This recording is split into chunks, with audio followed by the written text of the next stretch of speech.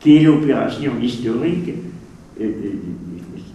à contre-histoire, que désire Peggy, c'est-à-dire c'est une opération historique allant contre l'histoire qui se fait, mais qui figure justement la manière dont on pourrait saisir l'histoire dans son devenir ou sa durée. Tout est, dit-elle, et inscription et remémoration. Et encore, il y a un passage là-dessus.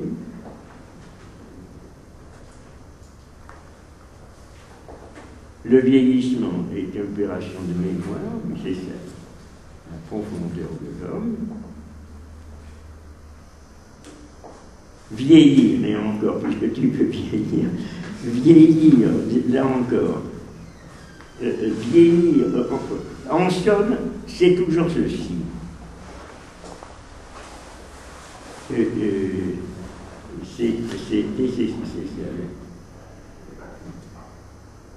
Être d'un lieu et en même temps d'un autre lieu, être d'un lieu, et si je peux dire en même lieu, être d'un autre lieu, voilà toute mon ambition, dit l'histoire. Vous voyez qu'elle est simple, toute mon ambition géographique, et par suite toute mon ambition historique. Être d'un temps, c'est ça l'intempestif aussi, dans le sens nietzschéen, puisque nous sommes des Grecs.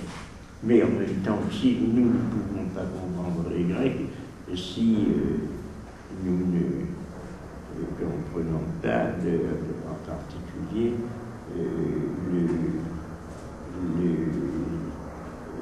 l'intérêt qu'ils attribuaient à la beauté masculine. Être d'un temps et en même temps être d'un autre temps. Voilà tout mon programme, dit-elle. Vous voyez qu'il n'est pas compliqué. En somme, c'est toujours ceci, ne pas vieillir, ne pas accepter le vieillissement. Le vieillissement est tout, le vieillissement est dans tout. Vieillir, c'est précisément devenir d'un autre temps, d'une autre génération. Mais il faut encore bien s'entendre sur le vieillissement, dit-elle. On croit savoir ce que c'est et on ne le sait pas du tout.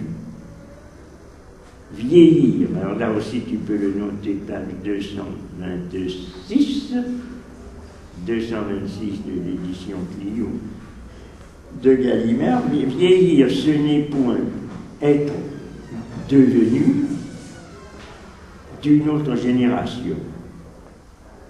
Ce n'est point être passé dans la territoriale et dans la réserve de la territoriale.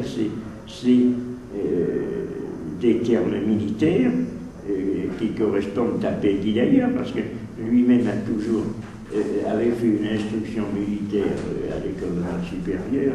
Il avait été sous-officier, je ne sais pas quel grade, et il était passé dans ce qu'on appelle la réserve et la territoriale. C'est sous cette forme d'ailleurs qu'il s'effectue en 14. Ce n'est point être devenu d'un autre temps. Ce n'est point être d'une deuxième génération et ne plus être de la première. Ce n'est point être d'un deuxième temps et ne plus être du premier. Là c'est assez clair parce qu'on voit justement ce qu'il veut dire et ce qu'il reproche à l'histoire, qui fait succéder et fait que ce qui a passé antérieurement n'est plus. Ce qui est également d'ailleurs dans l'histoire écrite actuellement dans le journalisme, par exemple. Pour le journalisme, ce qui a passé, est passé, on a passé à autre chose. Ce qui pénètre dans la conscience, d'ailleurs aussi dans la formation de la conscience de soi, dans beaucoup de cas, ou dans les valeurs que l'on attribue à l'orateur. On dit ça c'est ancien, c'est ce n'est plus d'aujourd'hui, donc ça n'a plus d'intérêt. Et on pourrait confondre, on pourrait dire, mais c'est au contraire quelque chose qui est intéressant, par exemple, et qui fait que l'on accepte la mode, la modification. Donc, tout cela peut être objet de la discussion, c'est absolument certain. On peut à la fois adhérer à ce texte, à la fois en voir les insuffisances ou tout au moins les possibilités de contradiction.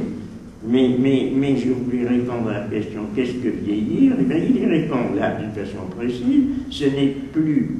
C'est à la fois être d'un temps et d'un autre, c'est-à-dire être dans les deux temps, celui qu'on vient de quitter et celui que l'on aborde. Vieillir, c'est passer. C'est passer, c'est-à-dire le vieillissement, c'est dans le récit, dans le passage. C'est passer d'une génération à l'autre, d'un temps à l'autre. C'est passer de cette première génération à cette deuxième, de ce premier temps à ce deuxième. C'est-à-dire qu'il y a quelque chose qui est suspendu et quelque chose d'autre. Un certain Léon d'Estorga, qui fut jadis montagne et qu'on appelait chérubin. C'est passé de chérubin à ce Léon d'Astorga. C'est passé d'un moment où l'on est pris dans ce mythe de la folie, des moments de libertinage du XVIIIe siècle, à un autre moment où c'est un moment qui va réclamer à chacun des responsabilités, des identités, des références, et qui va réintroduire d'autres formes de règles, mais tout en maintenant le souvenir, puisque c'est une mémoire, mais un souvenir qui est un souvenir profondément inséré dans la vie de ce temps passé. C'est passer de cette première génération à cette deuxième, de ce premier temps à ce deuxième. Passer du mariage de Figaro à la mère coupable. C'est devenir d'une autre génération, d'un autre temps. Devenir et souligner, c'est presque un devenir de Leuzienne, d'ailleurs, en ce sens. De cette première génération à cette deuxième, de ce premier temps à ce deuxième. Je crois que c'est le passage le plus clair et le plus intéressant, celui-ci. Vieillir, c'est passer. C'est passer d'une génération à l'autre, d'un temps à l'autre. C'est passer de cette première génération à cette deuxième. De ce premier temps à ce deuxième. C'est devenir d'une autre génération, d'un autre temps. De cette première génération à cette deuxième. De ce premier temps à ce deuxième. Vieillir, ce n'est pas avoir changé d'âge, c'est avoir changé, c'est soulignable. Alors, donc il y a une nuance ici. Vieillir, ce n'est pas avoir changé d'âge, ce qui voudrait dire que cet avoir changé signifie, c'est ça, cette modification temporelle sous le regard d'autrui. Voyez-vous, on a changé. C'est changer d'âge, ou plutôt, c'est-à-dire être dans le changement, c'est ça. Ou plutôt, c'est avoir trop persévéré dans le même âge. Donc être dans le changement tout en continuant à exister dans cet âge que l'on vient de quitter. C'est pour cela qu'il faut bien faire attention, dit-elle, à ce qui représente, à ce qui traduit pour nous le vieillissement, à ce qui l'exprime.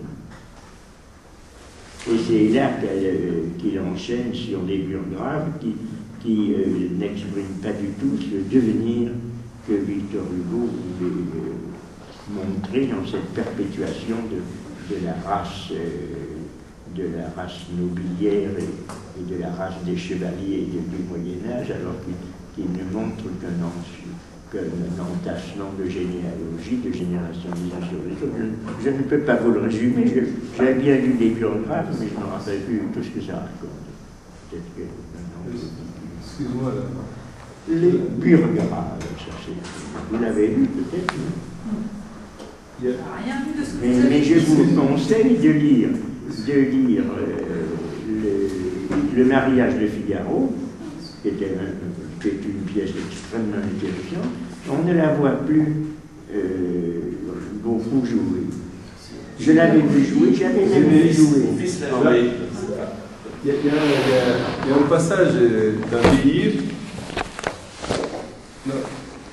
Non, je reprends un passage que tu as. Il y a un passage que tu as cité, comme quoi vieillir, c'est avoir trop persisté dans le même âge. Il y a l'idée de trop ici. Je ne sais pas si. L'idée de trop. Avoir trop duré dans le même âge, avoir trop persisté. C'est ce que tu as dit tout à l'heure, vieillir. Je n'ai pas entendu. Vieillir, tu as dit que c'est avoir trop persisté dans le même âge. Trop. Trop persisté dans le même âge. Donc tu as lu un passage où... Quand vous avez lu tout à l'heure, vieillir, c'est persister, Avoir trop persisté. avoir trop persisté dans le même âge. Quand j'ai lu, Oui, tout de suite là. Tout de suite. je vais te lire. Vieillir, c'est passer. C'est une autre génération. Vieillir, ce n'est pas avoir changé d'âge. Avoir changé et séparé, c'est souligné en italique. Alors vieillir, ce n'est pas avoir changé d'âge.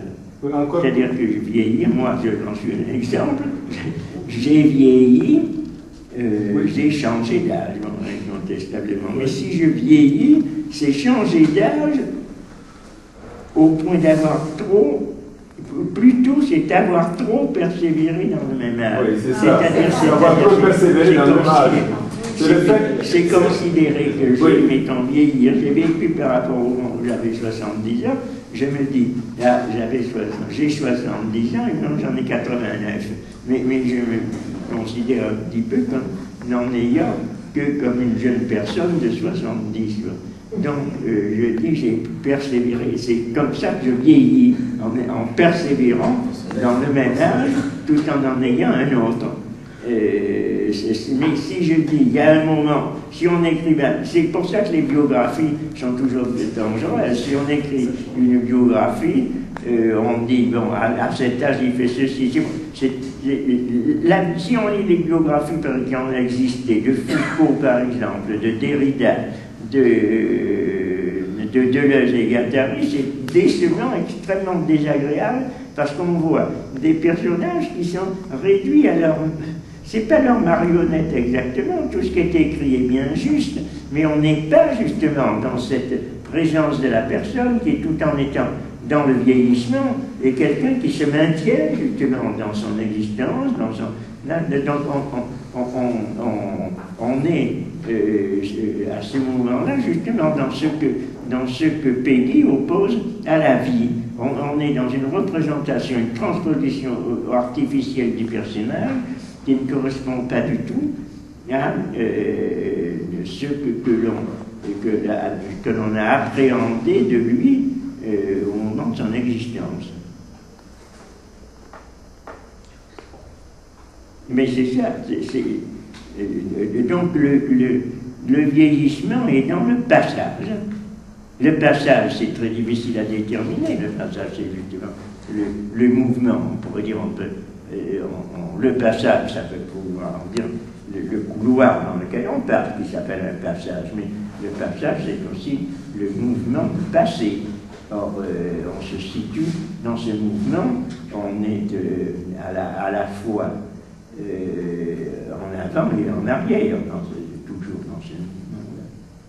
Dans le passage, c'est ce qui résout en quelque sorte le dilemme les antinomies de Zénon d'Élée, justement. La grenouille ne pourra la tortue ne pourra jamais rejoindre Achille, puisque l'Achille, je veux dire, ne pourra jamais rejoindre la tortue, puisque la tortue, au moment où il arrive, quelque lente qu'elle soit, au moment où il arrive au point où elle est, sera déjà un petit peu avancé. Donc, mais le passage fait qu'il le rejoint lorsqu'on est dans le mouvement. Ce sont les réponses qu'avait donné Bergson. Il y a une notion qui me revient à l'esprit, une notion théologique. Il y a une notion théologique qui me revient à l'esprit par rapport à l'internel. Je ne sais pas si tu connais, j'ai vu ça il n'y a pas très longtemps, c'est laïvus. Non, moi je trouve que ce mot internel est intéressant. Il n'est pas du tout étranger à Pény qui l'a utilisé, mais il n'a pas utilisé souvent. Alors qu'il aurait fort bien pu l'utiliser, c'est sans doute pour cela que Deleuze l'a. Je parlais d'une notion, une notion théologique inventée par saint Thomas d'Aquin, je crois, qui me revient à l'esprit, qui est laïvus. Laïvus, A-E-V-U-S. Qu'il a imaginé entre... Laïvus, tu connais peut-être j'ai écrit ça assez récemment, qui est intermédiaire entre l'éternité et la temporalité pour désigner le monde des anges. Et la réalité temporelle ou éternelle des anges, parce qu'après ils ne sont pas éternels. Oui, c'est ça, c'est le temps de la yonne. Voilà, c'est la yonne aussi, c'est ça. La laïvus, c'est encore plus... La yonne est grecque. Qui sont des temps, d'ailleurs, qui, dans un certain sens, surtout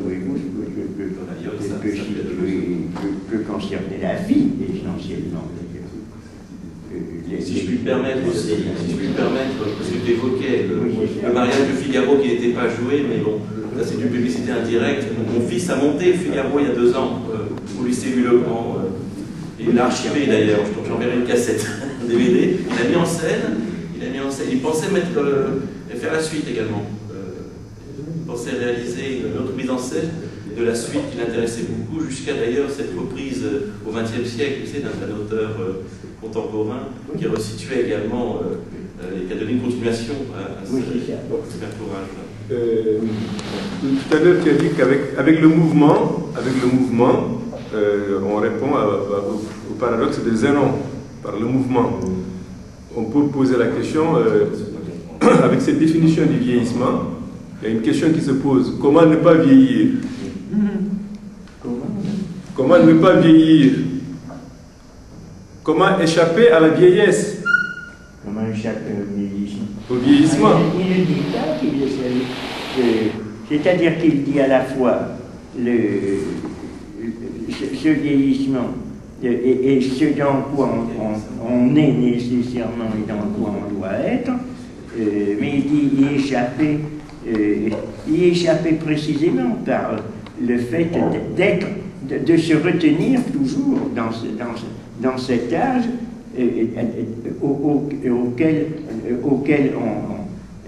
que l'on a abandonné, mais dans lequel on est toujours, dans lequel, si l'on peut dire, on a toujours un pied dans ce passage. C'est-à-dire on ne peut pas remonter dans le passage, mais on peut retenir, et peut-être retenir ces éléments, donnent ces éléments de ritournelle, par exemple, ou comme l'œuvre d'art, par exemple, est une façon également de retenir.